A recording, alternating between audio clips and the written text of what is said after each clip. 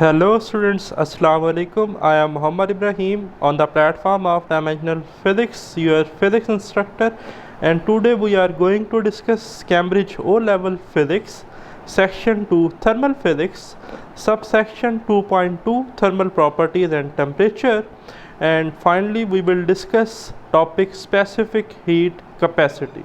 तो स्टूडेंट्स आज हम डिटेल में डिस्कस करेंगे स्पेसिफिक हीट कैपेसिटी क्या है, स्पेसिफिक हीट कैपेसिटी के क्या फार्मूलाज हैं, क्या रिलेशन है, हम किस तरह से किसी भी मटेरियल की स्पेसिफिक हीट कैलकुलेट कर सकते हैं और कौन कौन सी हमारे पास प्रॉब्लम्स हैं स्पेसिफिक हीट कैपेसिटी की जो हम अपनी डेली लाइफ में फेस करते हैं और उनके क्या सॉल्यूशंस हैं। और हम ये डिस्कस करेंगे कि वाटर की लार्ज स्पेसिफिक हीट होने की वजह से वाटर के क्या क्या एडवांटेजेस हैं। तो लेक्चर का करते हैं start. Topic 2.2.2 specific heat capacity. Students, some material require more heat than others to rise their temperature as discussed in the previous topic. When the temperature of object rises, its particle move more rapidly.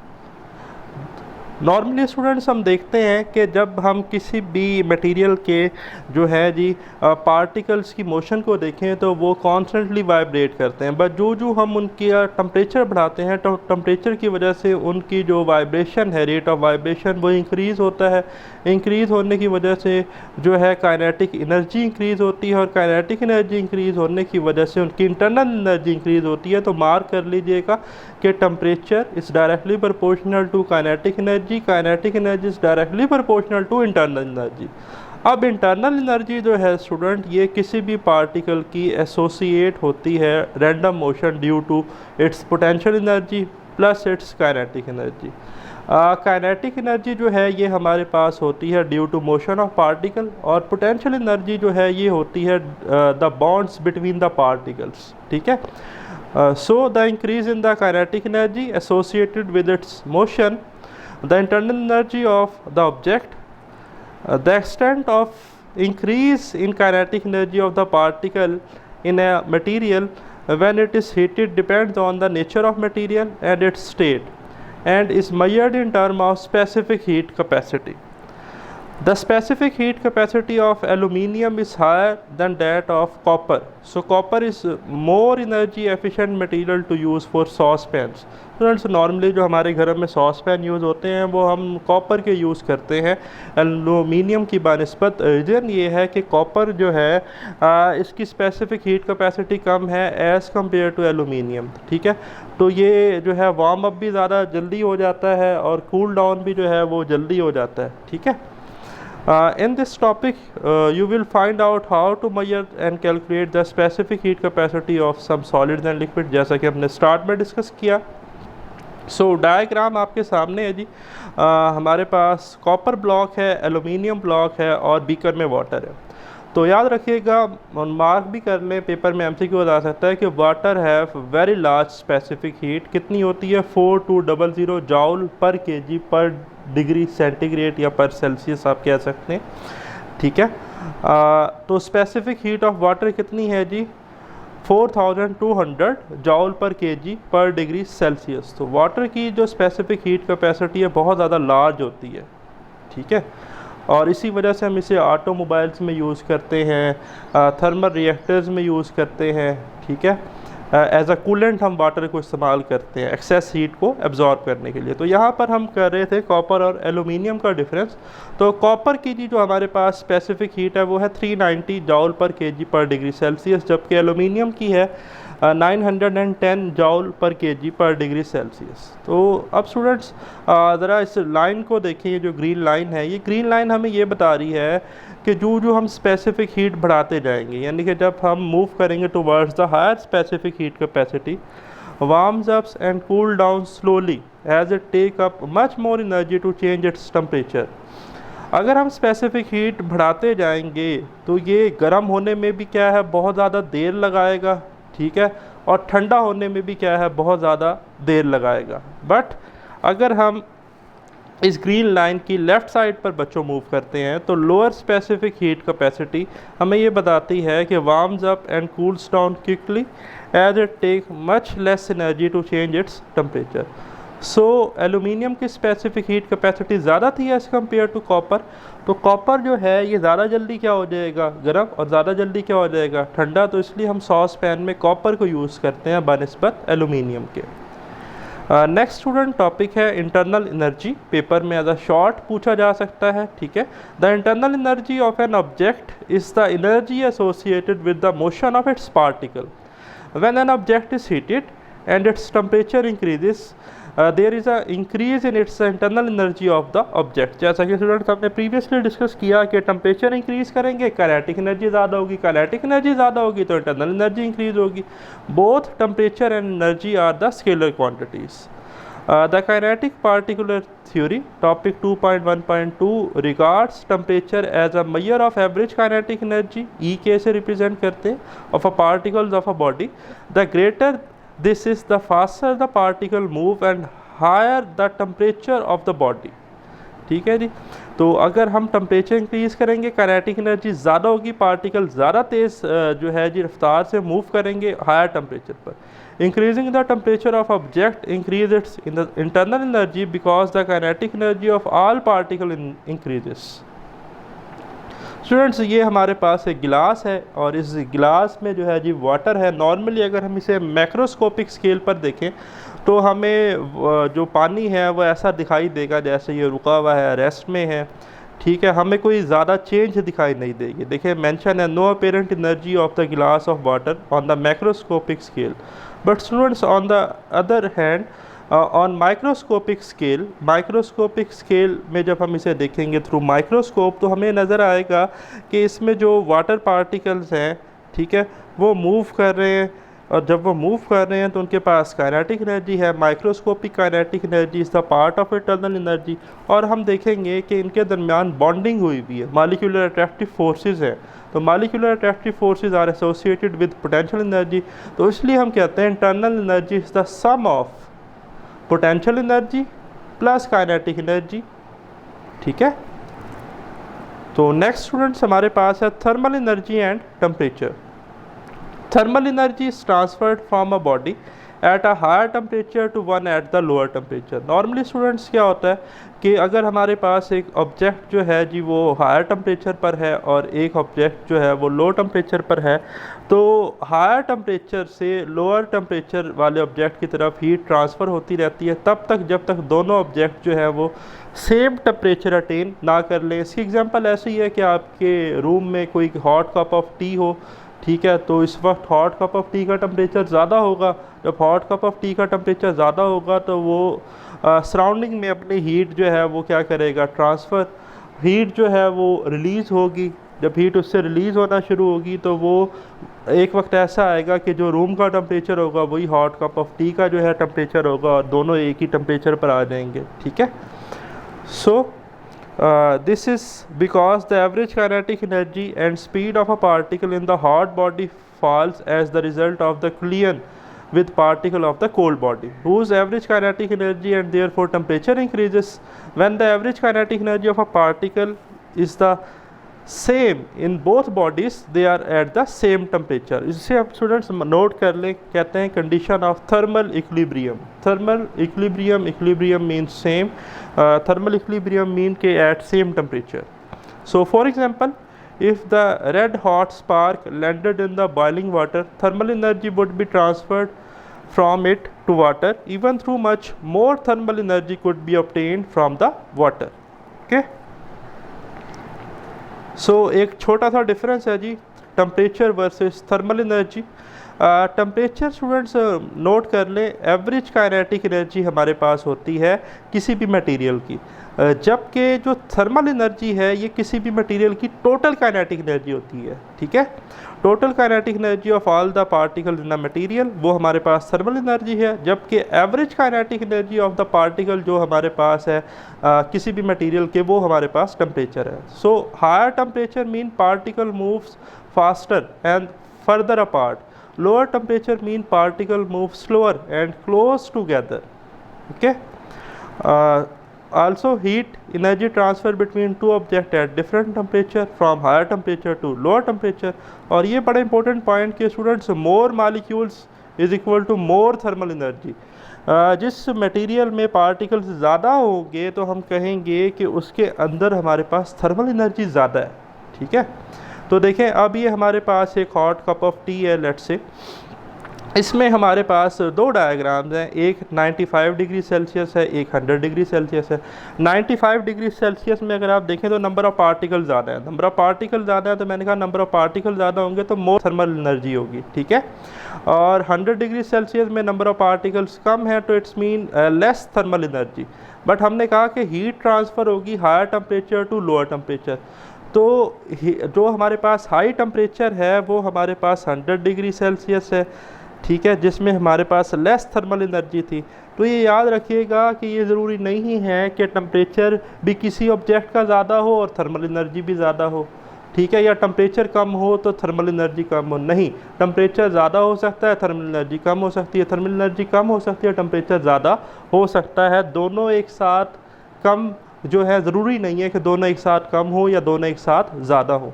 तो ये जो है जी हमारे पास इस वक्त high temperature पर है, ये लो टेम्परेचर पर जब इन्हें हम कांटेक्ट में लाएंगे तो हायर टेम्परेचर से लोअर टेम्परेचर हीट जो है वो ट्रांसफ़र होगी in the form of energy. ठीक है, तो हीट ट्रांसफ़र एरो इंडिकेट कर रहा है कि राइट टू लेफ़्ट जो है वो हीट ट्रांसफ़र होगी higher temperature to lower temperature. Next students, फिर हमारे पास एक डिफरेंस है heat capacity versus specific heat capacity. Topic हमारा है specific heat capacity, but heat capacity को भी थोड़ा आप देखें कि हीट कैपेसिटी क्या होती है students. It is the amount of heat required to increase the temperature of a body by 1 degree Celsius. ठीक है, अमाउंट ऑफ हीट जो किसी भी बॉडी को रिक्वायर्ड हो टेम्परेचर इंक्रीज करने के लिए 1 डिग्री सेल्सियस तक। बट स्पेसिफिक हीट कैपेसिटी क्या होती है, it is the amount of heat required to increase the temperature of a unit mass of a substance by 1 degree Celsius. बड़ा important point, unit mass of a substance. ठीक है, heat capacity जो है student ये mass of material पर depend करती है जी, it depends on the mass of material. ठीक है, बल्कि जो हमारे पास स्पेसिफिक हीट कैपेसिटी है ये मास ऑफ मटेरियल पर डिपेंड नहीं करती, it is independent of the mass of material. Heat capacity जो है इसे हम मेजर करते हैं जॉल पर डिग्री सेल्सियस या जॉल पर केल्विन। याद रखिएगा स्टूडेंट्स कि 1 डिग्री जो सेल्सियस में चेंज आती है वो बराबर होती है 1 केल्विन चेंज इन टेम्परेचर के। ठीक है, तो हम दोनों लिख सकते हैं। नॉर्मली जो आपकी बुक है कैम्ब्रिज की उसमें जॉल पर डिग्री सेल्सियस यूज़ किया गया है हीट कैपेसिटी के लिए, और जॉल per kg per degree Celsius use किया गया है स्पेसिफिक हीट कैपेसिटी के। तो the unit of specific heat capacity is जॉल per kg per degree Celsius. ठीक है, या आप कह सकते हैं जॉल पर केजी पर केल्विन। तो अब हम डिटेल में डिस्कस करते हैं what is mean by specific heat capacity.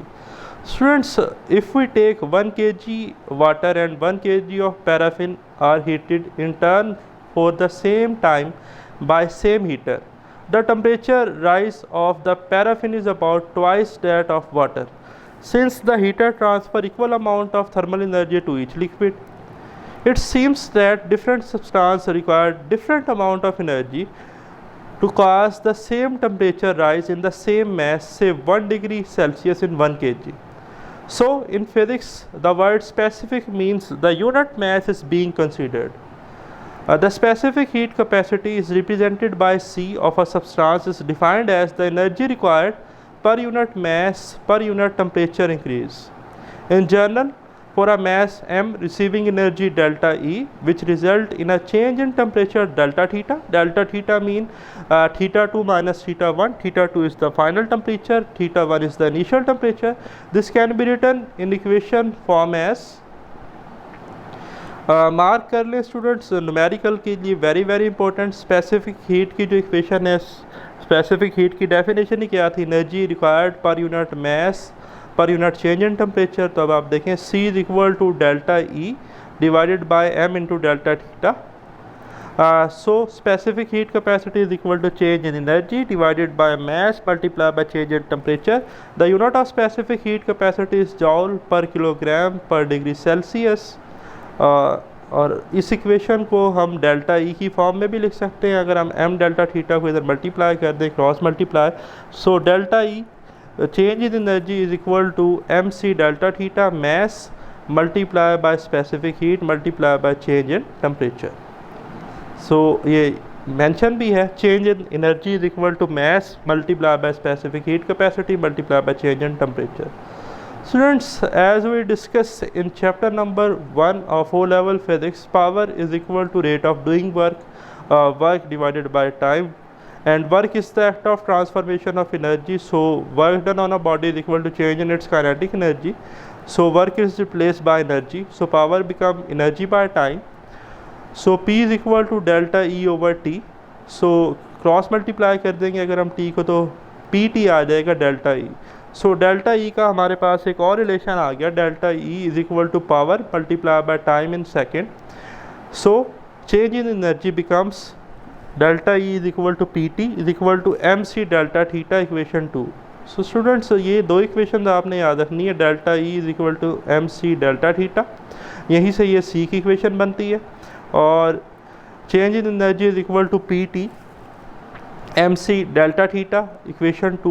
इससे हमारे न्यूमेरिकल प्रॉब्लम्स जो हैं वो सॉल्व होंगे. ठीक है, तो कुछ हम डिस्कस भी करेंगे. तो वर्ड एग्जांपल है जी हमारे पास, if 20,000 joule is supplied to a mass of 5 kg and its temperature rises from 15 degree Celsius to 25 degree Celsius, calculate the specific heat of the mass. Students, जो हमारे पास चेंज इन एनर्जी है वो है जी 20,000 जॉल. Mess given है हमारे पास 5 kg. यहाँ पर theta 1 हमारे पास है 15 डिग्री सेल्सियस, थीटा 2 है 25. तो डेल्टा थीटा होगा थीटा 2 माइनस थीटा 1, यानी कि 25 माइनस 15, तो वो आ जाएगा हमारे पास 10. ठीक है, calculate the specific heat capacity. तो स्पेसिफिक हीट कैपेसिटी का फार्मूला हमारे पास होता है delta E over M delta theta. तो डेल्टा ई की वैल्यू पुट कर दी, मैस की वैल्यू पुट कर दी, डेल्टा थीटा जो है वो हो जाएगा थीटा 2 माइनस थीटा 1, यानी कि 25 माइनस 15. सो सिंप्लीफाई करेंगे, 25 माइनस 15 10 आएगा, 10 को 5 से मल्टीप्लाई करेंगे तो 50 आ जाएगा. ठीक है, और ऊपर था हमारे पास 20,000, तो ये 0 से 0 कैंसिल होगा, 5 1 5 एंड 5 4 20, तो हमारे पास आ जाएगा 400 जॉल per kg per degree Celsius. Now put this into practice. अब भाई ये आप अपने पास जो है एक रफ़ रजिस्टर रख लें. ठीक है, ये आपकी बुक की ही क्या है प्रॉब्लम्स हैं जो मैंने मेंशन की हैं. रजिस्टर निकालें और निकाल कर इन्हें रीड करें अच्छे से, फिर इन्हें सॉल्व करें. आंसर्स मैंने इनके मेंशन कर दिए हैं, हिंट मैंने आपको दे दिया है कि ये इक्वेशन हमने यूज़ करनी है. ठीक है, मैं थोड़ा सा आपको बता भी देता हूँ. फर्स्ट है, if 25,000 joule of energy supplied to a mass of 2 kg and its temperature rises from 10 degree Celsius to 35 degree Celsius, calculate the specific heat capacity of mass. तो सिंपल है जी, डेल्टा ई गिवन है 25,000 जॉल, mass given है 2 kg, theta 1 है 10 degree Celsius, theta 2 है 35. तो delta theta हमारे पास आ जाएगा 35 minus 10, जो कि आएगा 25. स्पेसिफिक हीट कैपेसिटी आपने कैलकुलेट करनी है सी. तो सी का फार्मूला हमें आता है, C is equal to delta E over M delta theta. Use करें, सिंप्लीफाई करें, कमेंट्स में मेंशन करें कि सर ये हमारा जो है इस प्रॉब्लम का आंसर आया. डन लिखें कि सर हमने जो है अपना टास्क फुलफ़िल किया है. देखें, सॉल्व करने को मैं भी ये सॉल्व कर सकता था, बट आपको कहने का इसलिए कहा गया है कि आप जो है वो प्रैक्टिस करें, because practice makes a man perfect. और जितनी ज़्यादा आपकी प्रैक्टिस होगी इंशाल्लाह आप उतना अच्छा एग्ज़ाम में परफॉर्म करेंगे. तो सेकंड हमारे पास है, how much energy must be supplied to a mass of 3 kg of material of specific heat capacity 500 joule per kg per degree Celsius to raise the temperature by 10 degree Celsius. अब students देखें, question में उसने demand किया how much energy must be supplied, यानी कि delta ई आपने calculate करना है. मास गिवन है 3 kg, स्पेसिफिक हीट जो है मटेरियल की गिवन है 500 joule per kg per degree Celsius, और rise in temperature mean delta theta given है डायरेक्ट 10 डिग्री सेल्सियस. ठीक है, तो सिंपली क्या करेंगे, इन तीनों वैल्यूज़ को आप मल्टीप्लाई कर देंगे, इसमें पुट करेंगे, M C delta theta put करना है ना, तो इन तीनों को मल्टीप्लाई करेंगे तो आपके पास आंसर आ जाएगा. इसकी प्रैक्टिस करें, ठीक है, लाजमी इसकी आपने प्रैक्टिस करनी है, वरना इस वीडियो लेक्चर का कोई ख़ास फ़ायदा आपको नहीं होगा। ठीक है, सो नेक्स्ट है हमारे पास importance of high specific heat capacity of water. Students, the specific heat capacity of a water is 4200 joule per kg per degree Celsius और 4200, and that of soil is about 800 joule per kg per degree Celsius. तो students, normally जो land है उसकी specific heat capacity 800 है, तो water की तकरीबन 5 गुना specific heat capacity ज़्यादा है एज़ कम्पेयर टू सॉइल। ठीक है, as a result the temperature of a sea rises and falls more slowly. ठीक है, क्योंकि वाटर की स्पेसिफिक हीट कैपेसिटी बहुत ज़्यादा लार्ज है, ठीक है, तो इसे ठंडा होने में या गर्म होने में बहुत ज़्यादा वक्त लगता है एज़ कम्पेयर टू हमारी ज़मीन के, लैंड के। ठीक है, तो a certain mass of water needs 5 times more thermal energy than the same mass of soil for its temperature to rise by 1 degree Celsius. Water also has to give out more energy to fall 1 degree Celsius. Since Iceland are surrounded by water, they experience much smaller changes of temperature from summer to winter.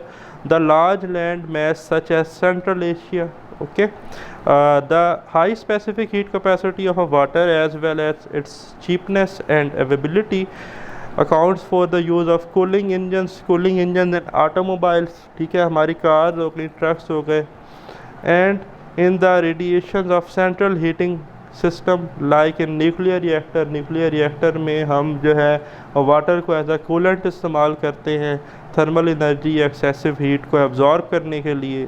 और आप ये देखें कि अल्लाह ताला ने हमारी body में भी जो है वो मैक्सिमम जो है वो वाटर रखा है, और हम पानी के बगैर ज़िंदा नहीं रह सकते। प्यास लगती है, सर्दियों में भी लगती है, गर्मियों में भी लगती है। ठीक है, तो हम पानी पीते हैं तो पानी की जो हीट कैपेसिटी है बहुत ज़्यादा लार्ज है। तो नॉर्मली जब समर होती हैं, बहुत ज़्यादा गर्मियाँ होती हैं, तो हमें पसीना बहुत ज़्यादा आता है। ठीक है, तो जो हमारे अंदर वाटर है ये हीट कैपेसिटी ज़्यादा होने की वजह से हीट एब्जॉर्ब कर लेता है। ठीक है, तो अल्लाह ताला की शान है, अल्लाह ताला ने हमें बड़े खूबसूरती से जो है जी वेल डिज़ाइन किया है। ठीक, सो नेक्स्ट वर्ड एग्जांपल आपके सामने है।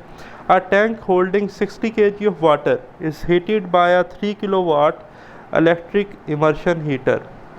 If the specific heat capacity of a water is 4200 joule per kg per degree Celsius, estimate the time for the temperature to rise of 10 degree Celsius to 60 degree Celsius.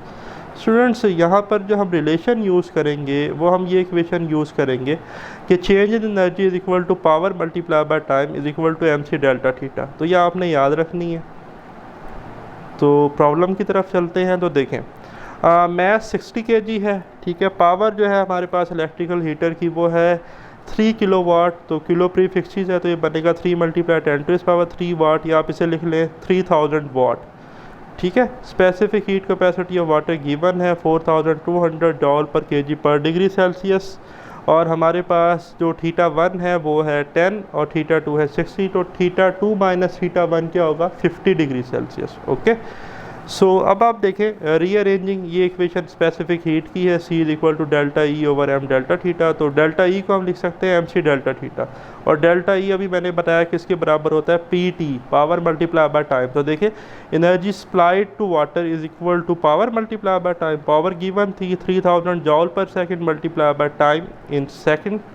Okay, so assuming energy supplied is equal to energy received by water, so 3000 joule per second multiply by time means के power multiply by time is equal to delta E is equal to MC delta theta. So power multiply by time है, तो हम क्या करेंगे, पहले तो सबसे पहले हम MC डेल्टा थीटा की वैल्यूज पुट कर लेंगे। मैथ हमारे पास था 60, ठीक है, स्पेसिफिक हीट थी 4200, डेल्टा थीटा हमारे पास है 60 - 10 जो कि 50 था, और ये जो 3000 है पावर, इसको हम इधर डिवाइड कर देंगे ताकि हम एस्टिमेटेड टाइम कैलकुलेट कर सकें। जब आप इसे सिंप्लीफाई करेंगे तो आपका आंसर आएगा 4200 सेकेंड। ठीक है, तो जब आप इसे फर्दर 60 से डिवाइड करेंगे, एक 60 से मल्टीप्लाई करें, एक 60 से डिवाइड। ऐसा क्यों कर रहे हैं कि 1 minute is equal to 60 second. ऊपर वाला 60 जो है वो 1 मिनट बन जाएगा, नीचे वाले 60 से आप डिवाइड करेंगे तो ये 70 मिनट्स बन जाएगा। ओके, नेक्स्ट हमारे पास प्रॉब्लम है, a piece of aluminium of mass 0.5 kg is heated to 100 degree Celsius and then placed in 0.4 kg of water at 10 degree Celsius. If the resulting temperature of mixture is 30 degree Celsius, what is the specific heat capacity of the aluminium if the specific heat capacity of water is 4200 joule per kg per degree Celsius? Students, किया क्या गया इस problem में कि एक aluminium का piece लिया जिसका मैस 0.5 kg था, ठीक है, उसको हीट किया 100 डिग्री सेल्सियस तक, फिर उसको 0.4 kg वाटर जिसका टेम्परेचर 10 डिग्री सेल्सियस था उसमें प्लेस कर दिया, तो जो फाइनली मिक्सचर का टेम्परेचर बना वो बना 30 डिग्री सेल्सियस, ठीक है। तो अब हमने जो है वो स्पेसिफिक हीट कैपेसिटी कैलकुलेट करनी है एलुमिनियम की, वाटर की गिवन है। तो वेरी सिंपल, सबसे पहले तो आपने ये याद रखना है कि energy given out by aluminium is equal to energy taken in by water.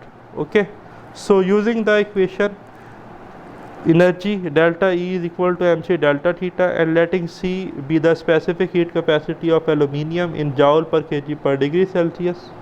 So energy given out कैसे लिखेंगे इस इक्वेशन से, mc delta theta।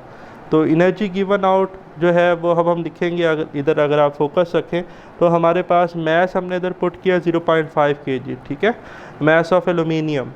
तो mass of aluminium multiply by specific heat of aluminium multiply by θ2 minus θ1।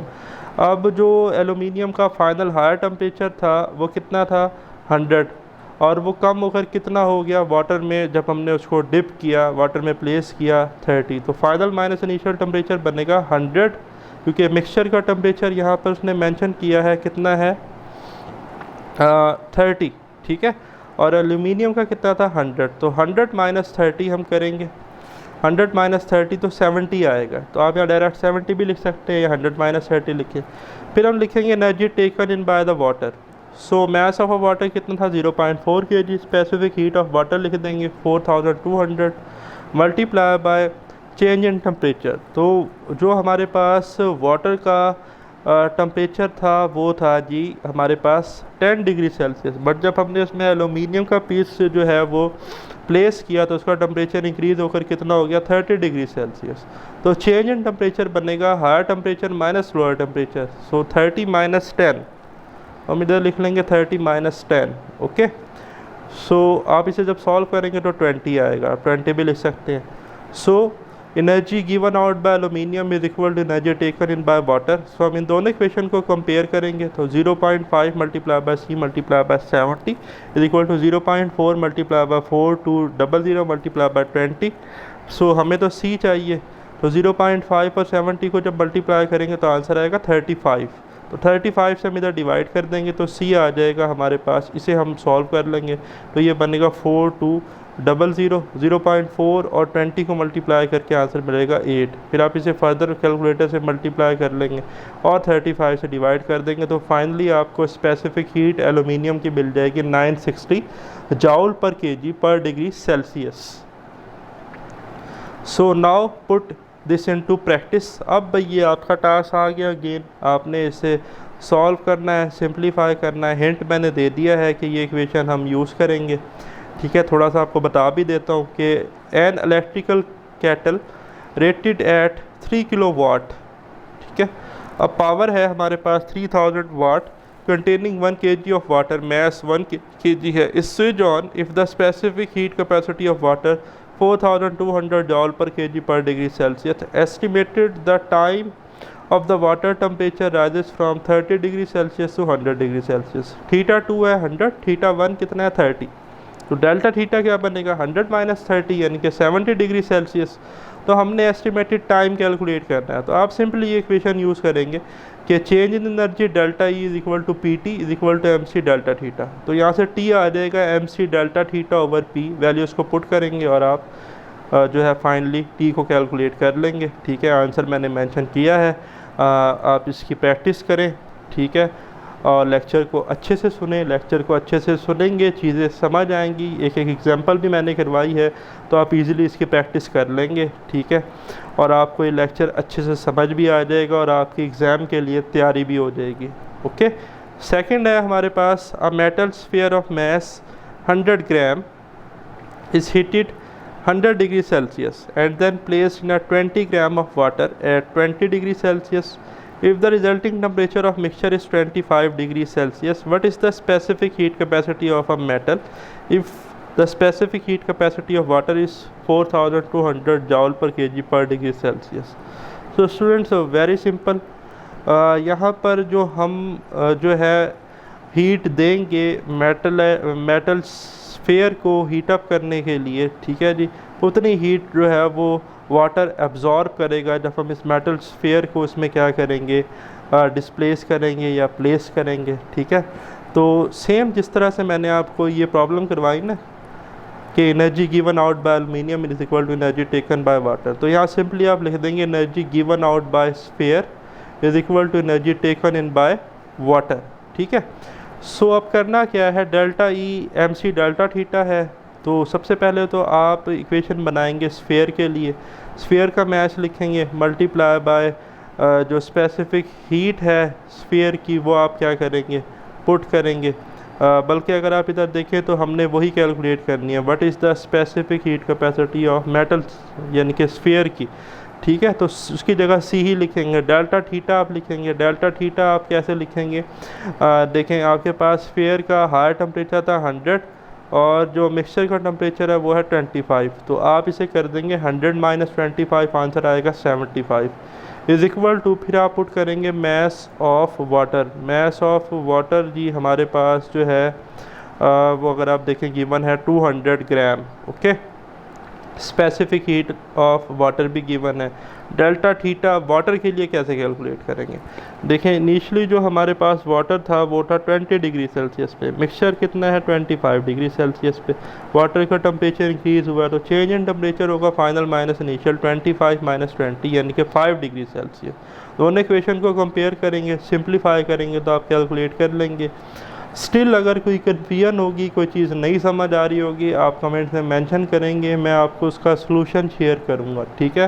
तो मेरे बेटे घबराने की, परेशान होने की तो कोई ज़रूरत ही नहीं है। कोई चीज़ नहीं समझ आती कमेंट्स में मेंशन कर दें, आपको उसका स्टेप वाइज सलूशन जो है वो मैं खुद आपको प्रोवाइड करूँगा, okay.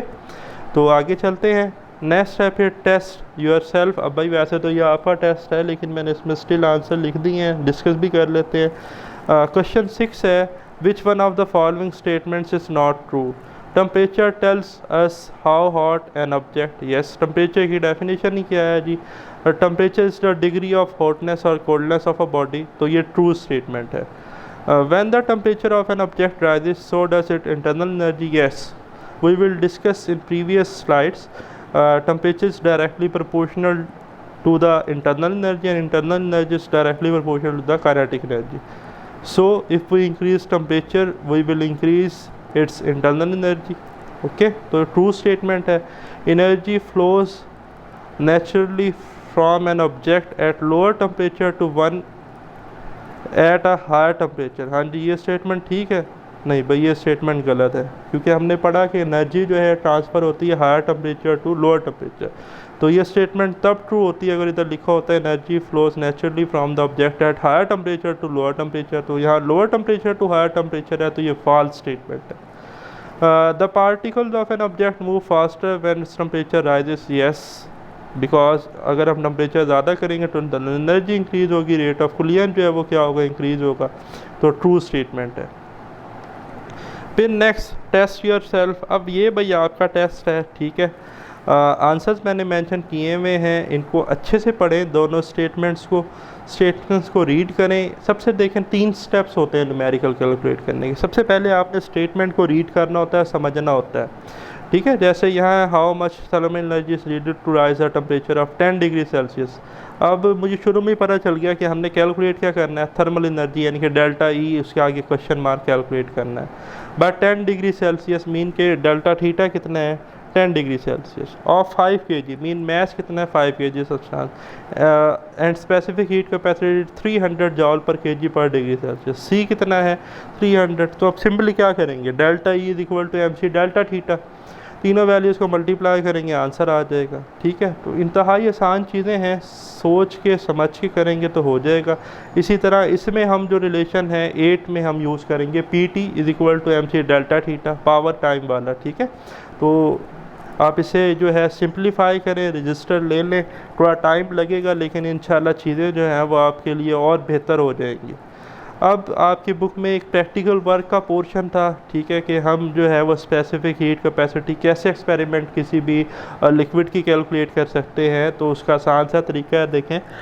Finding specific heat capacity, safety जो है जी हमारी, eye protection must be worn, take care as the pan and water and aluminium block में become hot, you need to know the power of 12 volt electrical immersion heater to be used. Okay, precautions जो है, do not use one with a crack seal, a 40 watt heater transfer 40 joule of energy from an electric current to thermal energy per second, if the power is not marked on the heater ask about it। ठीक है, अगर उस पर कुछ mention नहीं है तो आप पूछें जहाँ से आपने ख़रीदा है या लिया है। ठीक है, या अपने टीचर से पूछें, उसको ऐसे ही ना यूज़ करें। तो वाटर जो है जी, weight of 1 kg water into a container such as an aluminium saucepan, note that the temperature of the water insert the heater figure 2.2.10, switch on the 12 volt supply and start timing,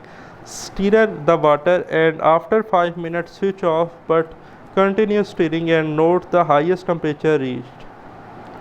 सो ये simple सा हमारे पास experimental setup है specific heat capacity calculate करने के लिए। Aluminium pan है जिसमें हमने वाटर जो है जी प्लेस किया हुआ है। ठीक है, और हमारे पास थर्मामीटर है टेम्परेचर मेजर करने के लिए, और यहाँ पर हमारे पास इलेक्ट्रिकल इमर्शन हीटर है हीट अप्लाई करने के लिए, जो 12 वोल्ट सप्लाई के साथ कनेक्टेड है।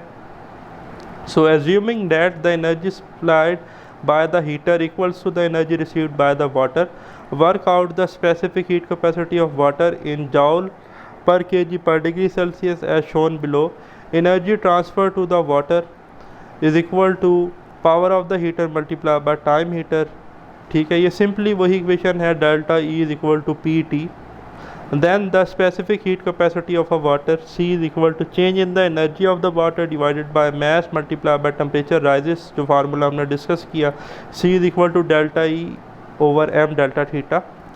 सो कुछ क्वेश्चन जो आप मेंशन करें कमेंट में, suggest sources of error in the experiment described on the previous page to find the specific heat capacity of water। बताएं जी क्या क्या एरर आ सकते हैं। if an experiment to determine the specific heat capacity of water, ले जी ये एक और छोटा सा न्यूमेरिकल आ गया, आपने specific heat capacity वाटर की कैलकुलेट करनी है गिवन डाटा के according. The temperature rises of 1 kg of water, mass 1 kg है, डेल्टा थीटा हमारे पास 2.5 डिग्री सेल्सियस है, और पावर हमारे पास 40 वाट है, और टाइम है 5 मिनट, सेकंड्स में कन्वर्ट कर लेंगे ऐसा यूनिट में तो बन जाएगा 300 second. Calculate the specific heat capacity of water, तो आपने वाटर की स्पेसिफिक हीट कैपेसिटी जो है वो कैलकुलेट करनी है इस फार्मूला से। नेक्स्ट स्टूडेंट्स, अब हमारे पास हैं कुछ प्रॉब्लम्स आपके पास पेपर से जो मैंने जो है लिए हैं, तो अब मैं इनके आंसर नहीं आपको बताऊंगा, ये समझ लें कि ये आपका टेस्ट वाला पोर्शन स्टार्ट हो गया इस वीडियो लेक्चर का।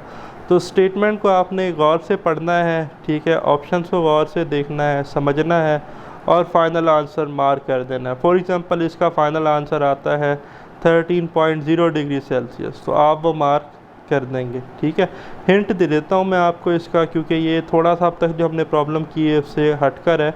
कहता है beaker contain 0.500 kg of water, mass given है, एट टेम्परेचर यानी कि इनिशियल टेम्परेचर गिवन है 3 degree Celsius, the beaker is heated, beaker को अब हीट किया जा रहा है तो ज़ाहिर बात है टेम्परेचर इंक्रीज़ होगा, and internal energy of a water increases by 21 kilo जॉल। Delta E क्या है 21 किलो जॉल, तो आप इसे लिखेंगे 21 किलो की जगह आ जाएगा 1000 जॉल। ठीक है, तो ये 21,000 जॉल बनेगा। Specific heat capacity of water given है 4200 joule per kg per degree Celsius. What is the temperature of water after it has been heated. Theta 2 यहाँ पर डिमांड की गई। अब तक जो हमने न्यूमेरिकल प्रॉब्लम डिस्कस की है उनमें डेल्टा थीटा हमें गिवन था, ठीक है, थीटा 1 थीटा 2 गिवन होते थे, बट इसमें उसने हमसे थीटा 2 की डिमांड की। तो मेरा फार्मूला गौर से सुनिएगा, नोट भी कर लीजिएगा। रिलेशन आपको आता है कि delta E is equal to M C delta theta. बच्चों मैंने आपको स्टार्ट में ही बताया कि डेल्टा थीटा होता है theta 2 minus theta 1, final temperature minus initial temperature. तो आपने करना ये डेल्टा ई की वैल्यू भी पुट कर देनी है, एम की कर देनी है, सी की, एम और सी को मल्टीप्लाई कर लेना है, उसको डेल्टा ई पर डिवाइड कर देना है। तो आपके पास जो रिलेशन है वो फिर बन जाएगा थीटा 2 माइनस थीटा 1 का। ठीक है, तो थीटा 2 माइनस थीटा 1 है, तो थीटा 1 तो गिवन है, अभी हमने शुरू में देखा 3 डिग्री सेल्सियस, तो ये उधर जाकर होगा प्लस। तो आप फिर फाइनली थीटा 2 कैलकुलेट कर लेंगे और इसका आंसर 13.0 डिग्री आएगा। तो ये आपने चेक करना है, फिर मुझे बताना है कि सर यही इसका आंसर आता है। ठीक है, सो फिर नेक्स्ट आपके पास है, इसको अच्छे से पढ़ें, देखें और बताएं करेक्ट फार्मूला कौन सा है। ये हमने भी न्यूमेरिकल में डिस्कस भी किया है, specific heat capacity of aluminium के लिए। ठीक है, ऑप्शन सामने है। फिर एक और एमसीक्यूज आपके सामने है, स्टेटमेंट आपके सामने है, इसे अच्छे से पढ़ें। ठीक है, देखें कि इसमें से क्या आंसर जो है वो बनता है, कौन सी पॉसिबिलिटी ट्रू है। कमेंट्स में मेंशन करें कि सर इसका ये आंसर है, या कोई चीज़ अगर नहीं समझ आती तो मुझे बताएं कि सर इसका ये आंसर जो है वो क्यों आया और कैसे आया। ठीक है, इसकी रीज़न दें हमें। सो ये कुछ आपके जो है एग्ज़ाम स्टाइल क्वेश्चन पास पेपर से आ गए। ठीक है, सो इसको आप पढ़ें अच्छे से। The sources of solar energy is the sun, tick the box next to those resources for which sun is also the source of energy. ठीक है, अच्छा, फिर जो है show the solar water heating panel on the roof of the houses. पुराने वक्तों में हम इस्तेमाल जो है वो नॉर्मली करते थे। इन ट्यूब्स में ना हमारे पास जो है वो वाटर होता था, water has large specific heat. ठीक है, और ये ब्लैक कलर की होती थी, ताकि ब्लैक कलर की इसलिए होती थी कि ब्लैक कलर जो है वो गुड एब्जॉर्बर है हीट का, और वाटर इसमें इसलिए पुट करते हैं कि वाटर जो है वो हाई स्पेसिफिक हीट रखता है। ठीक है, सो अब ये आंसर है, क्वेश्चन है, तो इनके आंसर्स आपने जो है वो मेंशन करने हैं। तो देखें, पहला है cold water flows in the copper tube which are heated by solar radiation, hot water flows out of the tubes and in stored in tank, explain why the tubes are made of copper and painted black। painted black का तो मैंने आपको answer अभी बता दिया, copper की use करते हैं, या आप बताएं। ठीक है, प्रॉब्लम भी है, प्रॉब्लम को पढ़ें अच्छे से। Calculate the thermal energy means के डेल्टा ई हमने इसमें निकालना है। तो सिंपल सा हमारे पास न्यूमेरिकल प्रॉब्लम है, इसको पढ़ें और इसको सॉल्व करें और इसका आंसर बताएं कितनी इसकी थर्मल एनर्जी आएगी। इसी तरह state what is mean by specific heat capacity of substance, ये तो सिंपल से डेफिनेशन है, बहुत दफ़ा डिस्कस की हमने। ठीक है, फिर है student carries out an experiment, find the specific heat capacity of aluminium, he uses an electrical heater and the thermometer inserted into separate holes in the aluminium block. ठीक है, the following data obtained given है, calculate the value of specific heat capacity. भैया आपने calculate अब करके मुझे बतानी है क्या इसका आंसर आता है। ठीक है, इसी तरह फिर हमारे पास a jug of water is at room temperature, several ice cubes at a temperature of 0 degrees Celsius are dropped into the water and they being to melt immediately. What happens to the temperature of the water and what happens to the temperature of ice cube while they are melting? Temperature of water, हाँ जी, क्या होगा, increase होगा, decrease होगा या constant रहेगा। Temperature of ice cube क्या होगा, increase होगा, डिक्रीज़ होगा, स्टे कांस्टेंट, इंक्रीज़। कमेंट्स में मेंशन कीजिएगा, इसको अच्छे से पढ़ें। ठीक है, समझें, कोई बात नहीं समझ आती मुझे बताएं, मैं आपको डिटेल में उसका आंसर प्रोवाइड करूंगा। मिलते हैं जल्द इंशाल्लाह नेक्स्ट वीडियो लेक्चर के साथ, मुझे दे इजाज़त, अल्लाह हाफिज़।